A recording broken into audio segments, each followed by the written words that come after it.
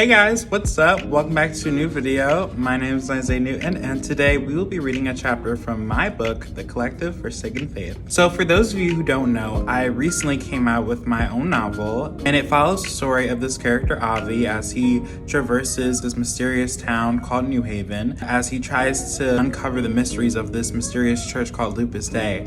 And there's lots of action and adventure and mystery. And yeah, it's a very fun read. So if you're interested in checking it out, you can purchase this on Amazon, or you can order the paperback copy from me via DMing me on Instagram. I'll probably put it somewhere right here.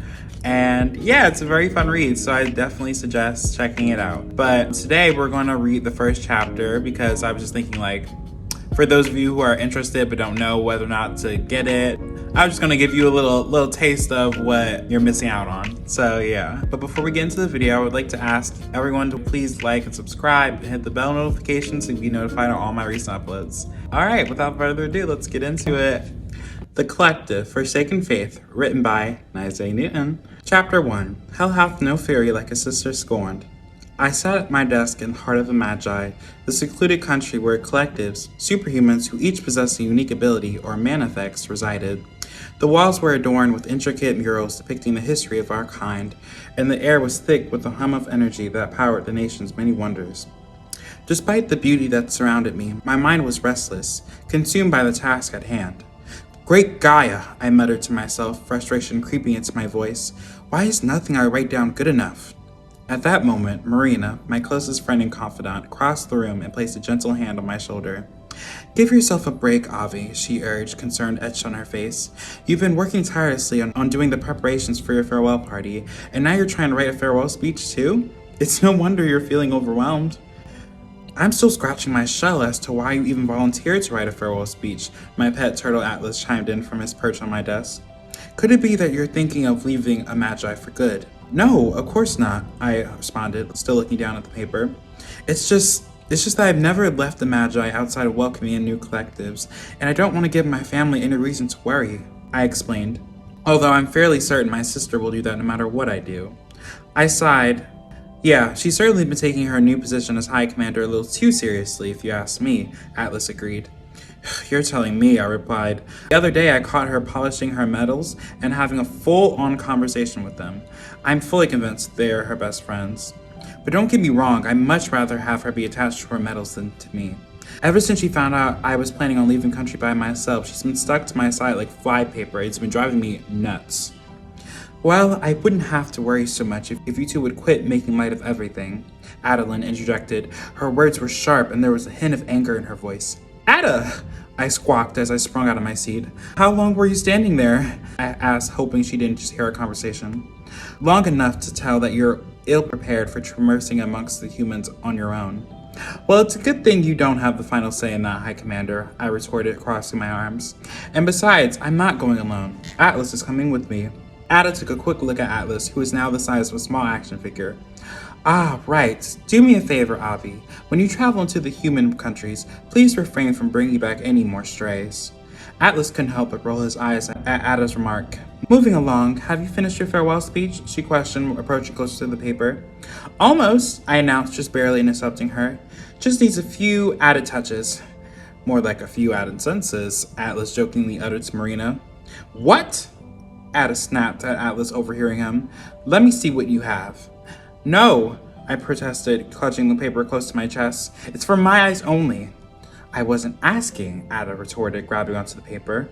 Let go, I shouted, jerking back my arm. At that moment, Ada had used her manifex to alter her density to lift me up in the air with one hand while grabbing the paper with the other. Hey, I shouted, still dangling in the air. Ada looked at the paper in surprise. What's this? She asked, showing me the paper. It's my speech, I replied. No, she elaborated. These are a bunch of doodles of Atlas and funny-looking hats. Ooh, let me see, Atlas chimed in. Explain this, Ada commanded, dangling the paper in my face. Well, it's fairly simple, really. First I started with the outline of his shell, and then not the drawing of the turtle, Ada muttered as she covered her face. Look, I don't know why I can't do it. I've been thinking of what to say for over a week, but every time I sit down to write, nothing good comes out. If that's the case, why didn't you just ask me for help? Ada replied as she lowered me down. I don't know, I responded, my gaze not meeting hers. Silence quickly filled the room as we both stood there speechless. At that moment, I felt Ada's soft but firm hand brush against the top of my head. I should head over to the party hall to make sure all the preparations are in order, Ada reported. Marina, can you make sure he gets down there on time? You can count on me, Marina replied, saluting. Very well then, Ada smirks as she exits the room. Silence again fills the space left by Ada as Marina and Atlas try to find the right words to cheer me up. Don't bother, I advise, sitting at my desk. I'm fine. Oh, come on now, Avi. You know you can't pull that nonchalant attitude with me, Marina lectured. Why, because you're an empath? I replied. No, Marina remarked. Because I know you, and I know that contrary to what you may tell yourself, you care a lot about what your sister thinks. She has a point, I thought to myself, but it's more than that.